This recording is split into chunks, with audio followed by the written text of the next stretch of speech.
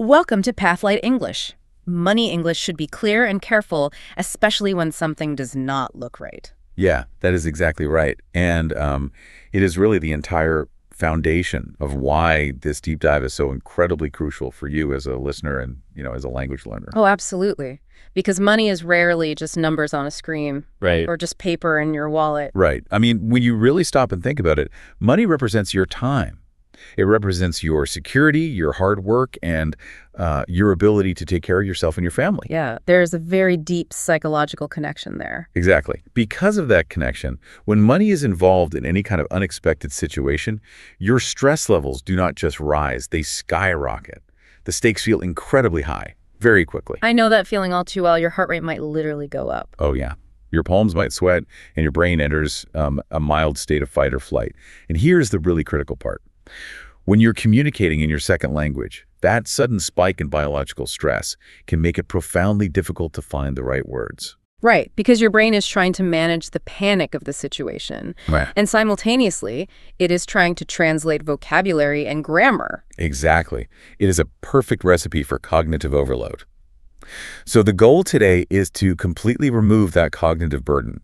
We want to equip you with a toolkit of practical, calm, and careful conversational phrases. So that you can navigate these tense financial moments with absolute confidence. Yes, we want you to feel entirely empowered to handle any unexpected bump in the road without freezing up or accidentally escalating the situation. I completely agree. And I think everyone listening can relate to that sudden feeling of panic when a transaction doesn't go the way you expect it to. Oh, definitely. Everyone has been there. And the language you use in those split seconds can entirely dictate whether the problem is solved in a few minutes or, whether it turns into a massive, frustrating ordeal. So we are going on a very specific journey today. I am excited for this roadmap. We are going to start at the absolute beginning of the consumer experience. That is the moment you try to pay for something and the system simply fails. We will look at exactly what to say when that happens. Right, the payment problems. Exactly. From there, we will explore the nuances of asking for your money back. Because navigating a refund requires a very specific type of polite persistence in English. It really does. It is a delicate balance. It is. Then we are going to look at situations where the problem comes directly to you. Those terrifying moments when your phone buzzes with a bank alert that you were not expecting. Those are always stressful. Very stressful. We will break down exactly how to ask for help from customer service professionals in a way that actually makes them want to help you rather than making them defensive. That is so important. And finally, we're going to put all of this to the test in a dedicated practice section. This will really build your reflexes before wrapping up with a methodical recap of everything we have covered. It is a comprehensive journey. And by the end of it, you're going to have a very sturdy linguistic shield to protect yourself in these situations. Absolutely. So let's dive right into section 1, payment problems. Let's do it. What I find so fascinating about this entire topic is how much the right language can actually calm down your own internal nervous system. Oh, really? How so? Well, it is a psychological phenomenon. When you know exactly what to say and you have rehearsed it, you do not have to panic when a machine beeps at you or a cashier looks confused. Right, because you are not searching for words in the dark. Exactly. You have a script. You have a reliable, culturally appropriate set of tools that you know will work. So let us begin at the chronological start of most financial issues, the exact moment of purchase. Okay, I want you to visualize this. You are standing at a busy checkout counter in a grocery store. There are 3 people in line behind you. That is a lot of social pressure already. It is. You have bagged your groceries, the cashier tells you the total, and you insert your card into the machine. You are expecting that familiar, happy little chime. That means the payment is complete. But then it does not happen. Right. Instead, the machine makes a harsh, flat, buzzing sound. The screen flashes red. The cashier looks up at you. Oh, wow. The tension in that moment is immense. The people behind you are waiting. You know you have money in your account, but the technology is refusing to cooperate. Or maybe you are sitting alone at your computer trying to buy tickets to a concert that is selling out fast. Oh, that is just as bad. You click purchase, the little loading wheel spins and spins, and then an error message pops up. The money hasn't moved, the tickets aren't yours, and you are stuck. Which brings us to our first essential phrase. And it is a phrase that completely diffuses the tension of these moments. The phrase is, the payment did not go through. This is such a beautifully constructed phrase for this exact problem. We use this specific sentence when a payment has failed. It sounds so calm. It is. And what you really need to focus your attention on here is the phrasal verb at the end of the sentence, go through. Right. Phrasal verbs can often feel quite abstract for English learners. They can. But in this context, go through has a very specific, almost physical meaning. It means to complete successfully. To complete successfully. Oh. Yes. It means the entire digital conversation, starting from your bank, traveling to the payment processor, and finally arriving at the merchant's bank, has finished without any errors. So when we say it did not go through, we are saying that journey was interrupted. Precisely. You know, I think a visual analogy helps immensely here. When I think of a payment trying to go through, I always picture a high-speed train trying to pass through a long tunnel carved into a mountain. Oh, I like that. A train in a tunnel. Right. The train represents your payment, your money. The tunnel is the digital connection between the store's credit card machine and your bank's computer servers. Okay, so what happens when it fails? Well, imagine there has been a tiny rock slide inside that tunnel, blocking the tracks. The train enters the tunnel, hits the blockage, and has to stop. Ah, it literally cannot go through to the other side. Exactly. And here is the most important part of that analogy. It doesn't mean the train is broken. Your bank account is probably perfectly fine. Right, and it doesn't mean the mountain is broken either. Oh. The store's machine isn't necessarily destroyed. It simply means that for whatever temporary, mysterious digital reason, the journey could not be completed. The connection failed. That is exactly what is happening digitally when a payment fails, and it is why this phrasing is so accurate. That is a brilliant way to visualize the mechanics of it. And, it highlights exactly why this phrase is so effective in a high-stress social situation. Let's look at the example sentence. The payment did not go through, so I tried again. It is so incredibly calm and detached. It is. It is simply stating a geographical fact about the situation. The train did not make it through the tunnel. Let's demonstrate how this sounds in a real breathing interaction to show just how much it lowers the temperature of the room. Okay, let's do the mini dialogue. Imagine I am the cashier at that grocery store. I am looking at my register screen, and it is giving me a strange error code. I look up at you, the customer. Did you pay online? I tried, but the payment did not go through. Let's pause and really analyze the psychology of what just happened in that exchange. As the customer in that scenario, you sounded incredibly composed. I didn't sound embarrassed at all. No, and you didn't sound angry either. To me, the genius of saying the payment did not go through is that you are completely removing the concept of blame from the conversation. That is the absolute core of why this works. If we connect this to the broader picture of human interaction, especially in the context of customer service and English-speaking cultures, blame is the ultimate enemy of a quick resolution.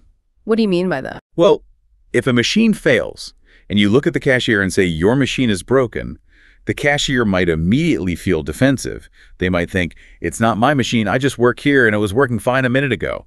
That is a very natural human reaction. On the other hand, if you say, my card isn't working, you are taking all the blame onto yourself. Oh, I see. Yeah. You are telling the cashier and everyone in line behind you that you are the source of the problem, which naturally makes you feel embarrassed and flustered. But by making the payment the subject of the sentence. Right. The payment did not go through. Yeah. You are creating a completely neutral, non-accusatory environment. The abstract digital process is the problem.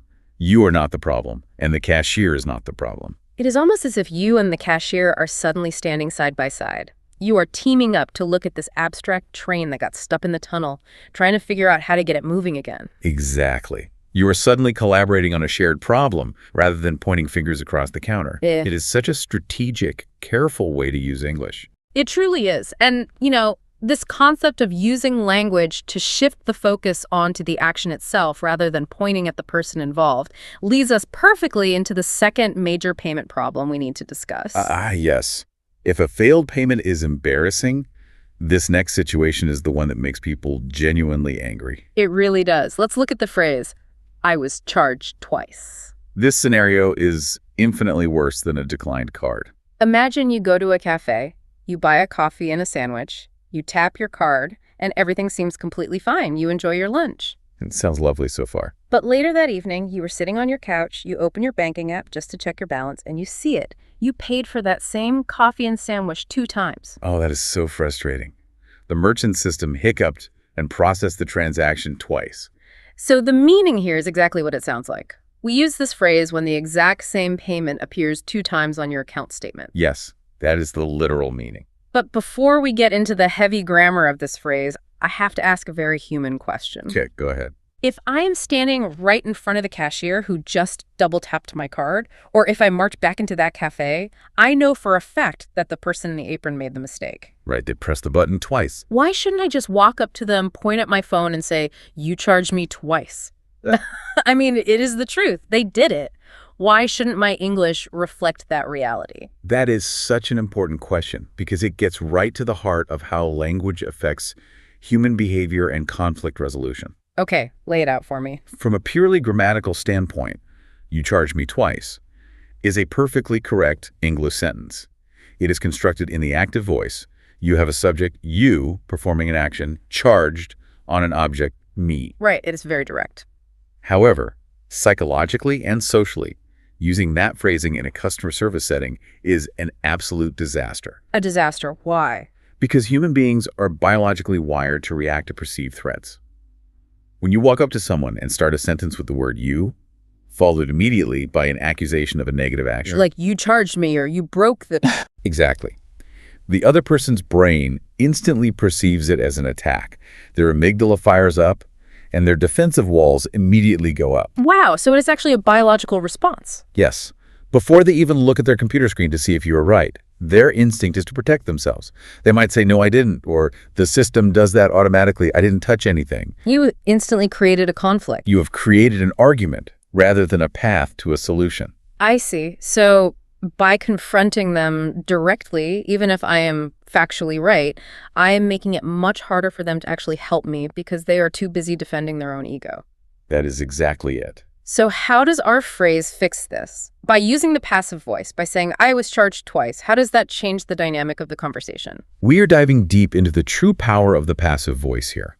It is a grammatical structure that language learners often find confusing, but here it is, your best friend. I know a lot of learners struggle with the passive voice. They do. But in English, we use the passive voice when the action itself, or the result of the action, is far more important than who actually performed the action. Oh, okay. By constructing the sentence as "I was charged twice," you are completely removing the you from the equation. The focus remains entirely on the charge itself, the error sitting there in the banking system. You are presenting a factual reality about your account? Precisely. It completely avoids making the customer service worker feel attacked or defensive because you aren't saying they did it. You're just saying it happened. Which is absolutely vital for resolving the issues smoothly and quickly. Exactly.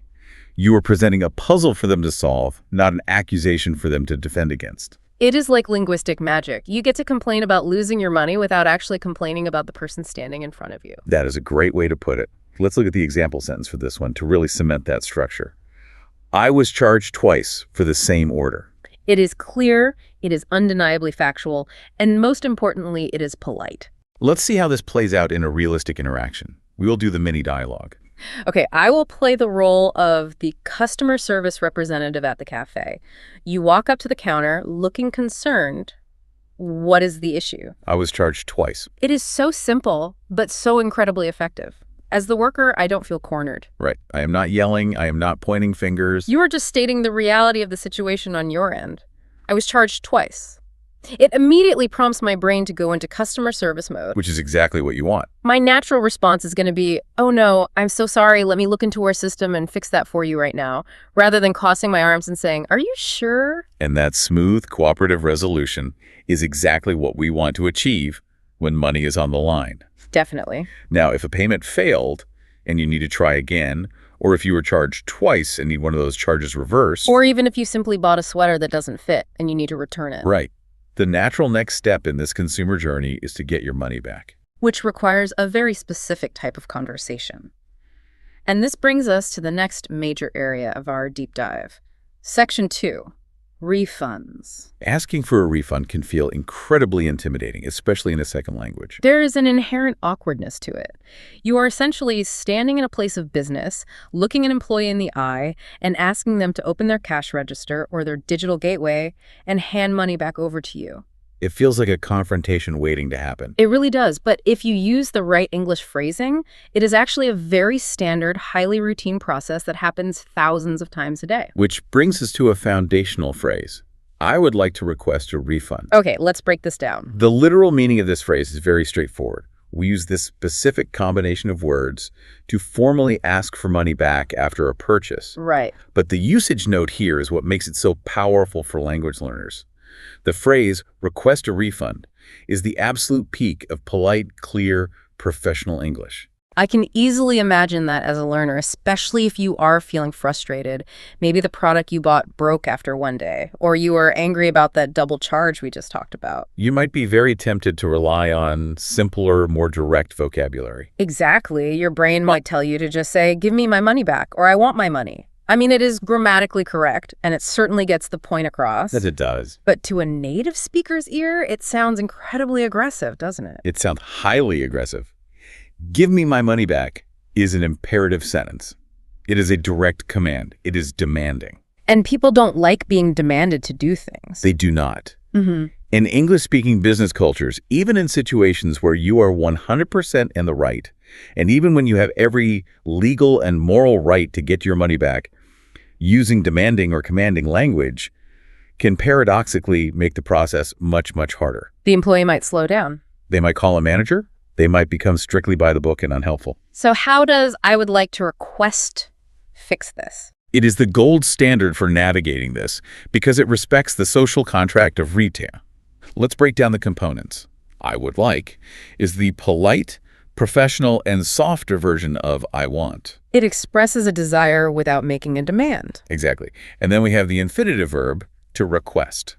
Request is a formal, respectful verb that instantly elevates the entire tone of the conversation. It implies that you understand they have a process to follow. Right, and you are formally asking to begin that process. It creates a highly cooperative, professional atmosphere. I absolutely love how that sounds. Let's listen to the full example sentence in context. I would like to request a refund for this order. It is so polished. It sounds like you are wearing a tailored suit when you say it, even if you were just returning a pair of gym socks while wearing sweatpants. That is a great visual. It just has an inherent professional dignity to it. It commands respect by offering respect.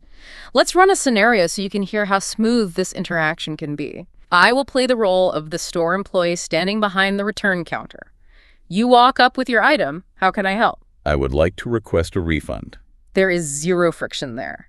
As an employee, I am instantly put at ease and I am ready to process your return. That is the goal. Now, let's look at the next psychological hurdle. Once you have successfully requested that refund, and the polite employee smiles and says, yes, absolutely, we can process that for you right now. They tap some keys, hand you a receipt, and say you are good to go. But a very natural anxiety kicks in almost immediately. The money hasn't magically appeared in your hand. No, it hasn't. You are looking at a piece of paper, but you want to know when those digital numbers are actually going to show up back in your bank account so you can pay your rent or buy groceries. Which leads us directly to our next vital question. How long does the refund take? Okay, tell us about this one. The meaning of this question is very clear. You use this to ask the merchant when the funds will physically or digitally return to your personal account. Simple enough. But there is a massive crucial rule here, a usage note that we must deeply understand because it is where many people create unnecessary conflict. What is the rule? When you ask this question, you must avoid demanding exact, minute-by-minute bank timelines.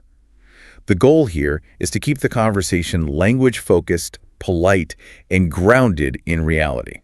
I want to push back on that a little bit. Okay, let's hear it. Because I think a lot of people feel very protective of their funds. Yeah. If it is my money and I have just returned their product, shouldn't I demand to know exactly when my money will arrive? It is a natural feeling. Shouldn't I look at the cashier and ask, will it be here in exactly 24 hours or will it be 48 hours? Why shouldn't I pin them down to a specific guaranteed time? It's my money. I completely understand that instinct. When you are feeling financially vulnerable, you want certainty. You want a guarantee. But here is the technological and systemic reality of the situation and why your language must adapt to that reality. Yeah.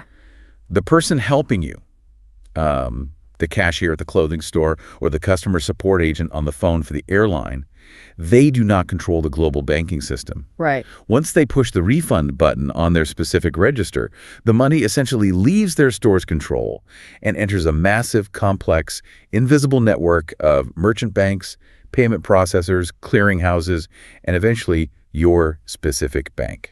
So going back to our earlier visual analogy of the train in the tunnel. Yes, let's use that. The cashier has essentially cleared the train to leave their station, but they do not control the speed of the tracks, the traffic in the tunnels, or how long your specific bank takes to open the gates at the final destination. Exactly. That is a perfect continuation of the analogy. They only control their end of the tracks. So if I demand a specific time. If you aggressively demand, will it be 24 hours? Right.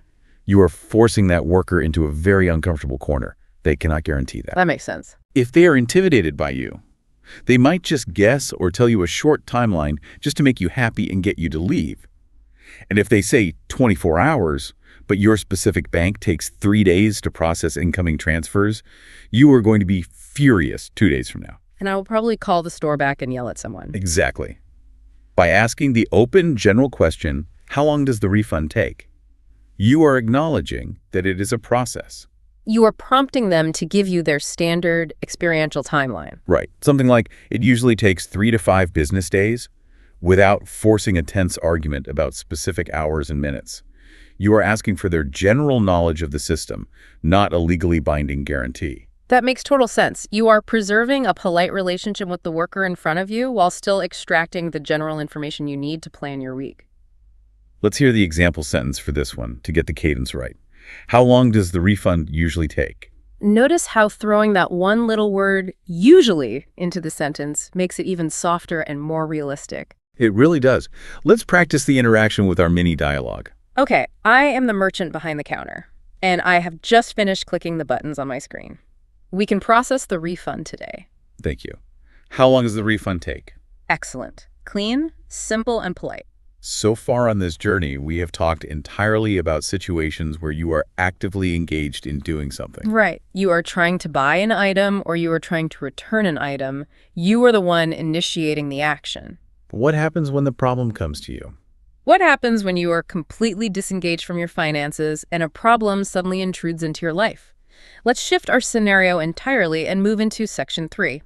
Bank alerts. This is a very modern problem, but is one of the most common ways we experience financial anxiety today. It really is. Imagine you're sitting at home, reading a book, or watching television. You aren't buying anything. You are just relaxing. Suddenly, your phone buzzes on the table. You look down, and your bank is trying to tell you something urgently. Which brings us to a highly necessary phrase to explain what just happened.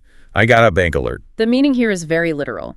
You use this phrase to explain to someone else that your bank has just sent a message or a notification to your phone, your tablet, or your email. But I want to spend some real time analyzing the verb choice here. Okay. The verb is got. I got a bank alert. Why use such a tiny, simple word?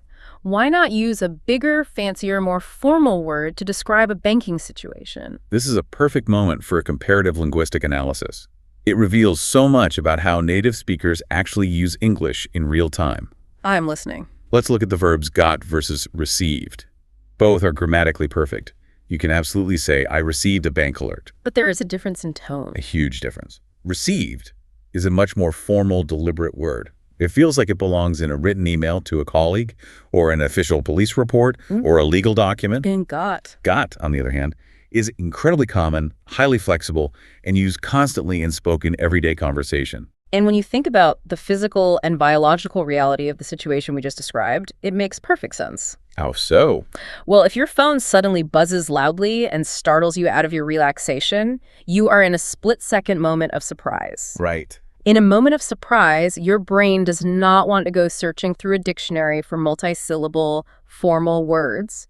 Your brain is going to reach for the shortest, fastest, most natural reflex word it possesses. That is a very good point. For a B1-B2 speaker, and honestly for almost every native English speaker as well, got is that natural reflex. I got a text, I got an email, I got a package, I got a bank alert. It is immediate, it is punchy, and it is highly conversational. Exactly. It feels appropriately urgent, but completely natural to the human experience of being interrupted by technology. Let's listen to the example sentence. I got a bank alert about a payment.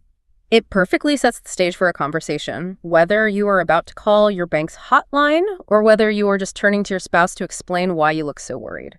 Let's run a quick scenario to hear how it flows in real life. I will play the role of a friend sitting across from you at a cafe. Okay. We are having coffee, and suddenly you pick up your phone and frown. Why are you checking your phone? I got a bank alert. Oh, actually, let me say the response for the mini dialogue to keep our format. Ah, yes. Let's do that. Why are you checking your phone? I got a bank alert. Perfect. So you've received the alert, you open it, and you look at the screen, and what you see on the screen makes absolutely no sense to you. It's a notification for a payment of $200 to a technology company you've never heard of. Located in a city you've never visited. Time-stamped at 3 in the morning. This is the exact moment where your heart rate spikes and pure panic can really take over. And this is exactly where we need our next critical phrase. I do not recognize this charge. This is a big one. I cannot overstate how important this phrase is. It is an absolute lifesaver. We use it when you're looking at a payment on your account that you do not remember making or that you simply do not understand. The usage note attached to this phrase is arguably the most important piece of practical advice in this entire deep dive. Really? The most important? Yes. This phrase is incredibly careful, highly calculated, and deeply useful. Crucially, as a listener and a consumer, you must remember this golden rule.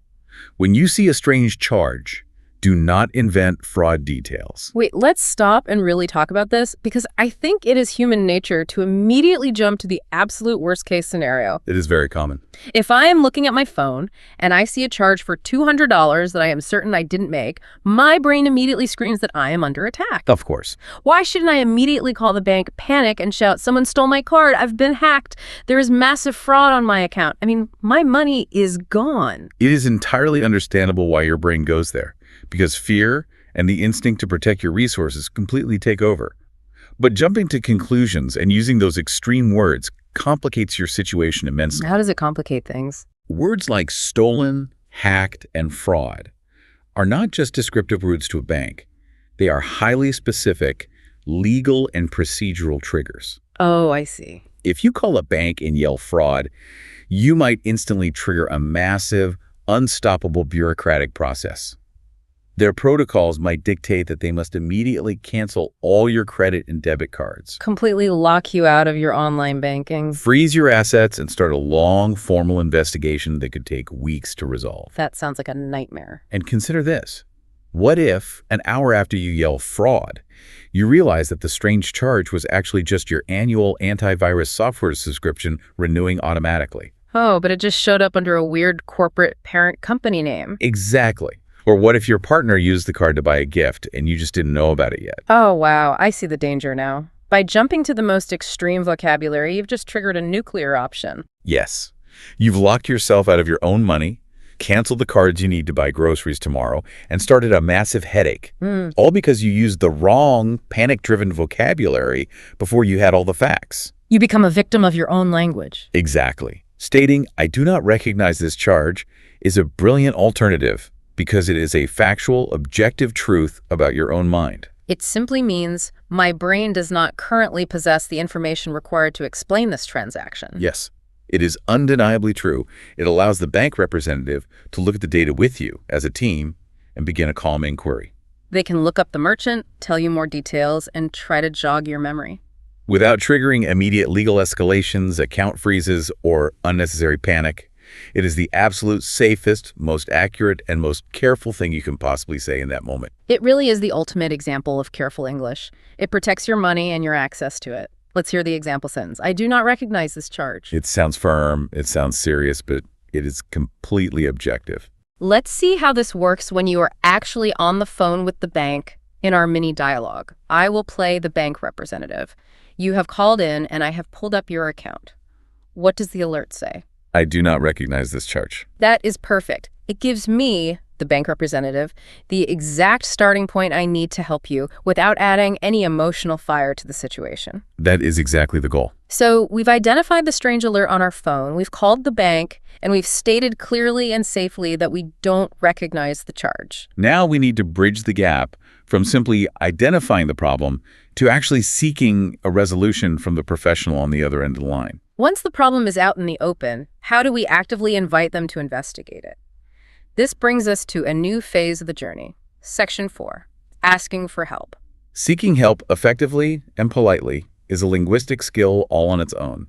It requires balancing your need for assistance with respect for the person helping you. And our next phrase is essential for this exact pivot. Yes, the phrase is, could you check the transaction? The functional meaning here is to ask someone with authority or access to review the specific payment in question. Let's break down the vocabulary here, starting with the word at the end, transaction.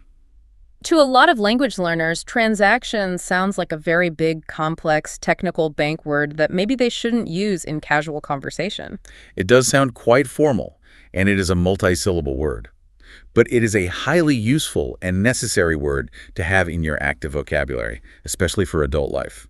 Let's look at its roots.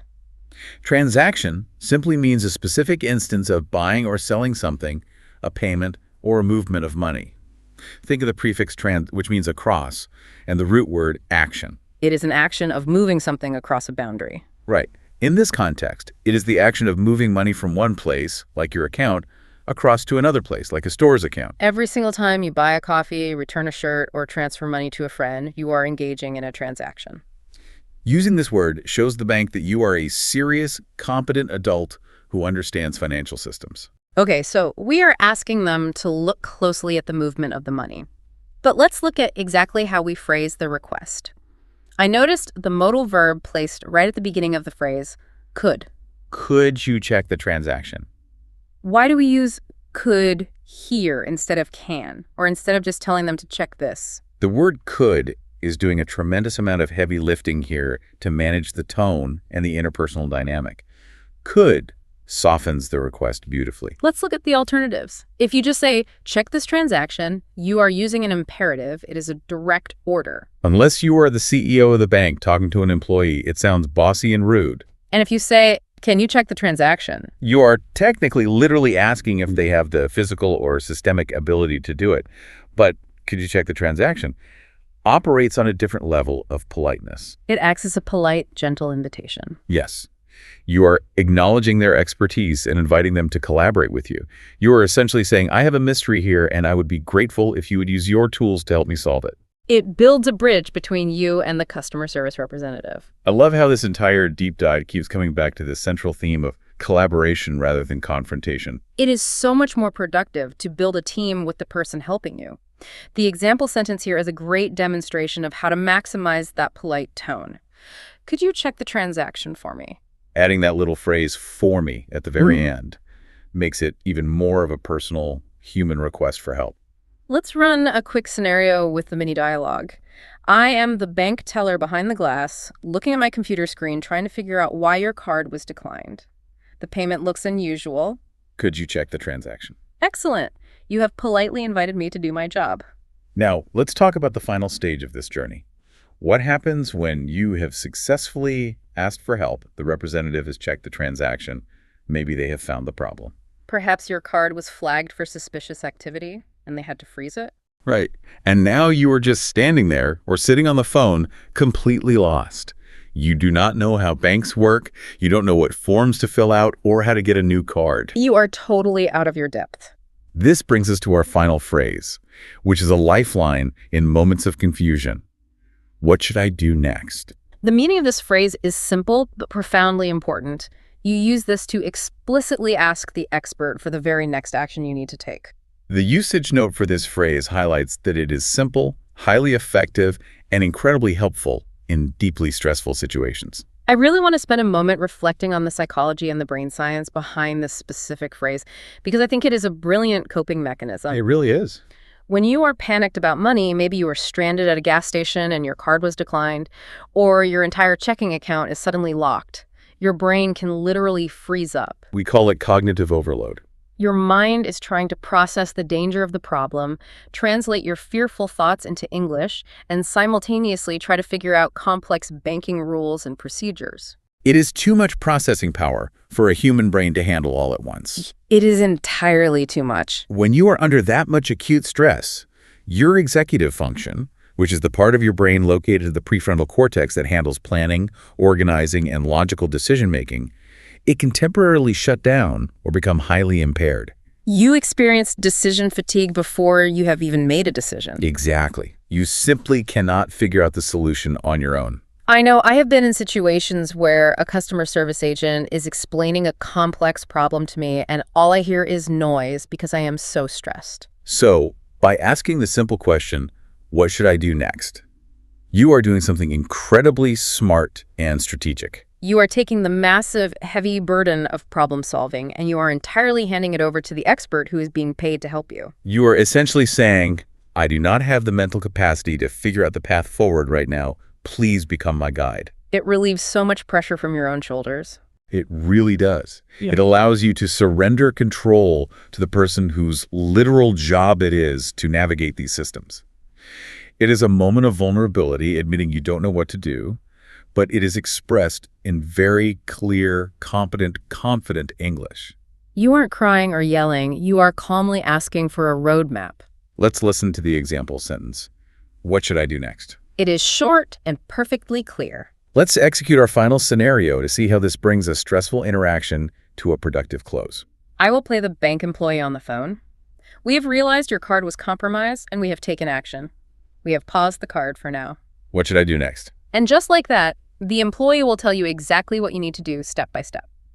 Well, first we will issue a new card, then you'll need to update your automatic payments, and so on. You don't have to guess the procedure. You just have to follow their lead. We have covered an immense amount of ground today. We have traced the entire arc of financial hiccups. We have looked at the embarrassment of failing payments, the frustration of double charges, the delicate dance of requesting refunds, the panic of surprising bank alerts, and how to elegantly ask for help when you are lost. But understanding the theory of these phrases is only half the battle. The true test of language learning is being able to access these specific words and phrases instantly when your heart is racing and you actually need them in the real world. That is exactly right, which means it is time to shift gears into Section 5, Practice Section. This is where we want you, the listener, to actively participate in this deep dive. Do not just listen to us passively while you drive or wash the dishes.